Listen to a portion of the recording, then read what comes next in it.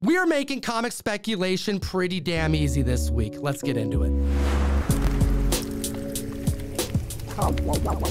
Books get hot, books break record, but then there's just a damn fine list of books that you should consider speculating on. How do you feel about this, Jem? Every book on this list is a safe bet. Hit the like, slap the subscribe button, and at the list at number 10 of the record-breaking runners-up, the books that almost made the Hot 10. We have Avengers No. 1, debuting in 2010, the 1-in-25 ratio variant done by none other than the connecting cover king, Marko Djevik. When you think of Marko Djevik, you think about Ultimate Fallout 4 and his beautiful variant for the first appearance of Miles Morales, but don't forget about this amazing connecting cover Avengers set, which is comprised of all number 1s: Avengers, Avengers Academy, Avengers Prime, Hawkeye and Mockingbird, New Avengers, and Secret Avengers. If you look at all the other books in this connecting set, you're gonna see that it's consistent amongst all of them. Low census count for expensive collectibles. This is a safe bet. Last time Avengers No. 1 sold was back in July for $400. We have a new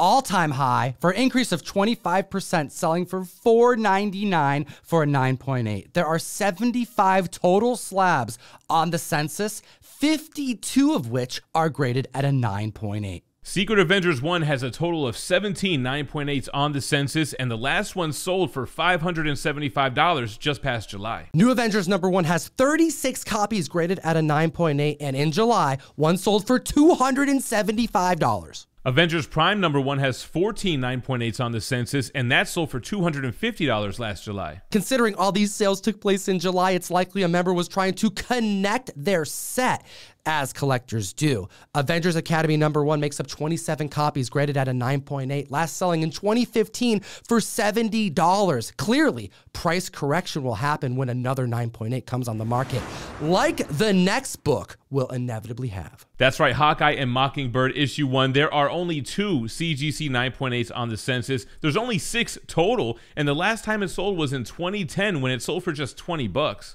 Something to consider. Artists who have a great track record and the comic variants that perform well above standard. I think you got a great bet with these types of books.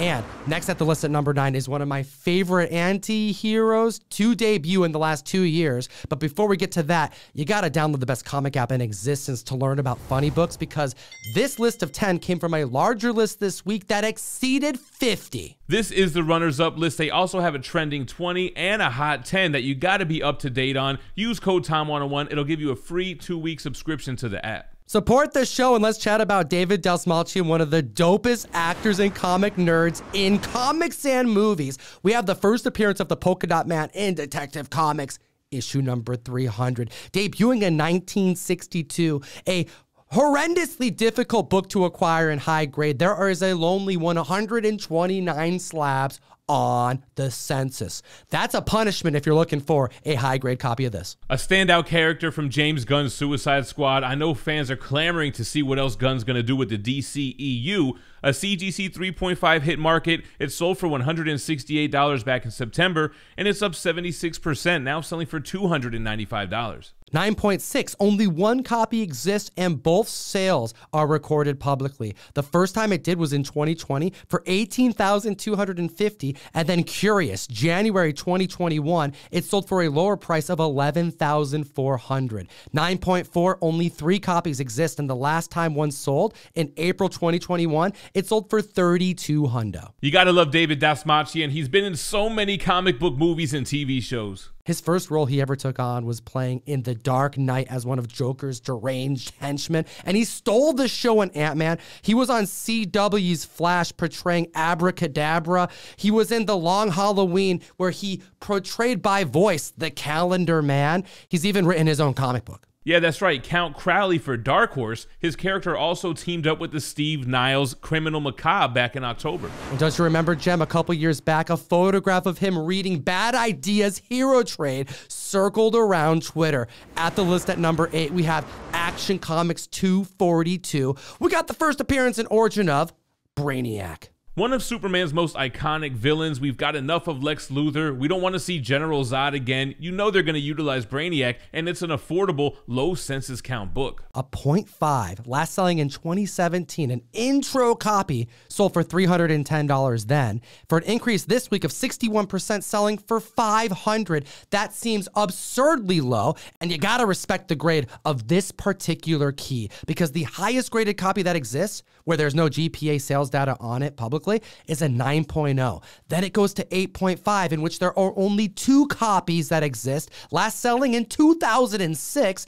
8.0 makes up 6 lonely copies, and the last one sold in 2019 for $25,944. When the highest graded copies are 9.0s, the whole census count has to play a role now. You have to adjust your perspective based on what exists. DC keys have been severely underrated for years, but now with James Gunn becoming the DC version of Kevin Feige, there's a lot of potential in these books. Moving on to number 7, more DC love, Justice League of America, issue 107 from 1973. This is the first appearance of the Freedom Fighters, Uncle Sam, the Ray, Black Condor, Doll Man, Phantom Lady, and the Human Bomb, but it's also the first appearance of Earth X. This is a parallel Earth in which the Third Reich won World War II, and I think that's why this book is selling for a record-breaking price this week. The 8.5 last sold in 2020 for $100, and it's up 195%, selling for $295, and I think it's because of the James Gunn spec. Seeing what he can possibly do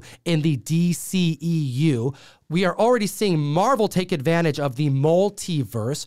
When are we going to see Elseworlds? And we already know they like to play with unlikely teams. I mean, we have Suicide Squad, Doom Patrol. I mean, The Boys has become a popular household name, so why not the Freedom Fighters? James Gunn specifically did that with the Guardians of the Galaxy. He can do it again. We're expecting him to. At the list at number 6, Spider-Man number 12 from 2017, the 1-in-25 ratio variant.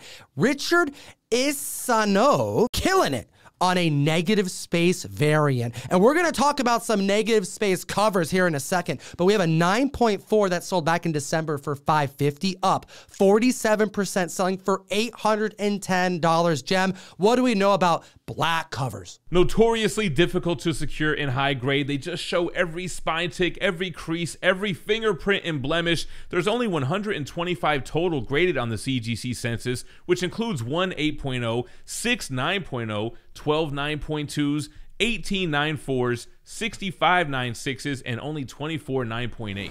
You know this variant, cover A, has that classic Miles and Gwen kiss on the cover upside down.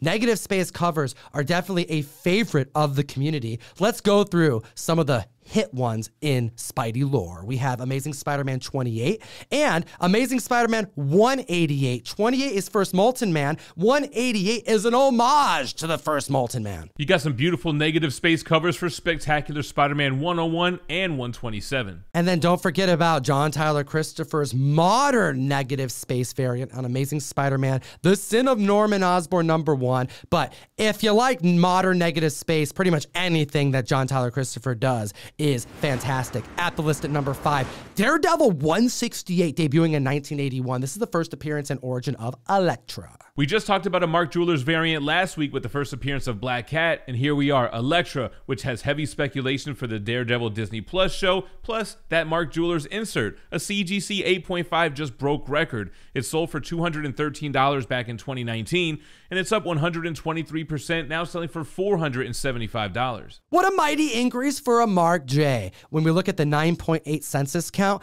there is a total of 228 copies that exist. The last time a Mark Jewelers 9.8 came to market, it sold for $1,200, and that was back in 2020. The last GPA sale for a direct market edition happened in September for $3,240. Imagine if a Mark Jeweler 9.8 came into the market today. Moving on to number 4 on the list from 1972, we have Submariner Issue 47, which includes a battle of Namor versus Dr. Doom. All right, so no spoilers for Black Panther Wakanda Forever, but Jem, at this point, even if you haven't seen it, you would know if there were any Easter eggs or hints of Victor Von Doom in the movie. Fair enough, but that didn't stop the CGC 9.4 for breaking record, selling for $219 back in June. It's up 151%. It just sold for $550. There's a total of 98 copies graded on the census of this book, and I think Namor keys are still undervalued. There are 8 copies graded at 9.8. We haven't seen a sale for one since 2019. The last 9.6 of this book that sold was back in February of this year for $325. We may not have gotten any Easter eggs in Black Panther Wakanda Forever, but we know Doom is coming, and we're still seeing this trend of first meetups, first battles, epic scenes that could potentially be recreated in the MCU. Yo, we've talked all year long about this being the year of the first meetups between characters, first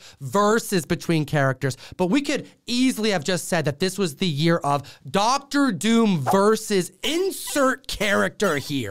And in that same vein, moving on to number 3 on the list, we have AllStar Comics 36 from 1947. This is the first time that Batman, Superman, and Wonder Woman grace the same cover. And the same story, Gem. This is a crazy key book, and it's super tough in any grade. Low census count of 82. The highest graded copy, in which there are 4, is at a 9.6. The last GPA sale was set in December 2020 for $15,066. And we have a 4.0 that came to market this week. The 15K even seems low for a Golden Age book. The 4.0 sold for $1,000 last year during the comic boom of 2021, and it's up 38%, shattering records, selling for $1,375. The significance of this book is real. The Holy Trinity. I mean, just to be able to see the book in person would be a privilege, let alone own one. And prior to this 4.0, a 5.5 sold in September for $1,260. Before that was in April of 2022, and it was from the Promise Pedigree collection, a 9.6 that hit $30,000. Ah, damn. As I mentioned, the book came out in 1947, so to put it in perspective, it's as old as Arnold Schwarzenegger, Hillary Clinton, Larry David, and Stephen King. If you want to support this show, where do you get this kind of comic book themed content anywhere, comic fam, go to comictom101.com or hit the link in the description. I have 2 amazing variants going out, 1 per box in the December mystery mail call. We teamed up with Peach Momoko on her brand new book, Demon Wars #1, and we teamed up with David Mack on Ninja Funk #1, with multiple variants of that book going out at random. Now, we saw a lot of Halloween themed books hit late October, and it looks like collectors are getting into the Christmas spirit. Number 2 on the list, we have Batman 33, another Golden Age book, but it's a classic cover by Dick Sprang with the Christmas tree on the front. We got Batman on the cover and Robin knocking over the Christmas tree. True story, Gem, when I was like 3 years old, I straight up knocked over the Christmas tree and broke like every single ornament on the damn thing. And you've never seen Robin and Comic Tom in the same place at the same time. No huge key significance, no media or outside news attention, but a CGC 3.5 came to market and broke record. It last sold for $440 in September. It's up 98%, selling for $870. There's a total of 163 copies graded on the census, 9.6, which last sold in November 2020 for $24,000. We tend to see a lot of these holiday covers sell around the respected holiday. And I would encourage the community to consider patience on covers like this. However, with such a low census count, it may be one of the only time you'll be able to grab these very scarce comic books. But I think it would be better to try and hunt for books when other members are not hunting them. You may want to be hunting for Halloween comics now in November rather than the month of. Hit the like, smash the subscribe as we get into the #1 book on the runners-up list. It was #1 out of the total list. As we go from number 2 on the list, a comic book about Christmas, the holiday, the festivities, the spirituality and bringing together of families and presents and giving and all the above, to #1 on the list.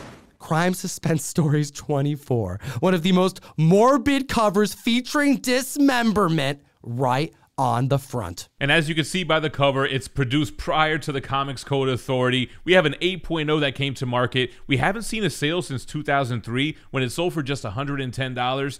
Here we are, 2022, a 990% increase, selling for $1,199. There are 82 graded copies on the census, and the highest of which is a 9.6, in which there are 2 copies. 9.4 makes up 4 copies, and the last time one sold, it was one of the Gaines file copies in 2019 for $2,040. There were 11 total pre-code horror books on this larger list of 50, showing that collectors are seeing the value in the golden age. Clearly, they're finding confidence in the old and the gold. We want to know your thoughts in the comment section below. And as always, geek responsibly and stay minty fresh. Enough said. Join myself and Gem Mint on the best new place to buy and sell collectibles. It's called Whatnot, and we do dollar start auctions that last as little as 15 seconds long. And we're known as a group on Whatnot Wednesday to do a ton of sudden death. Gem, what is sudden death? Sudden death is where the clock does not restart with a new bid. 15 seconds, and that's it. You got to get your bids in. Join us on Whatnot. Links in the description, and take a look at these 2 other videos. We made them for you.